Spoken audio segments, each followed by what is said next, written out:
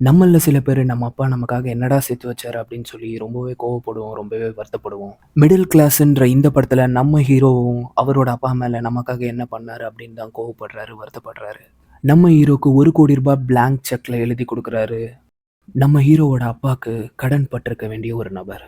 அவரோட நன்றி கடனை தீர்க்கறதுக்காக இவருக்கு ₹1,00,00,000 எழுதி குடுத்த அந்த பிளாங்க் செக்க நம்ம ஹீரோ தொலைச்சிடுறாரு. இந்த படத்த நான் செகண்ட் டைம் ரீவாட்ச் பண்றேன். இத நான் ஆல்ரெடி பார்த்துட்டேன். இந்த படத்துல வர மாரி நம்ம அப்பாவுக்கும் யாராச்சும் நன்றி கடன் பட்டிருந்திருக்கலாமே, பணம் குடுத்திருக்கலாமே அப்படின்லாம் நம்ம யோசிச்சிருப்போம். கொஞ்சம் நல்லா யோசிச்சு பார்த்தோம்னா, இந்த படம் பணத்த பத்தினது அல்ல.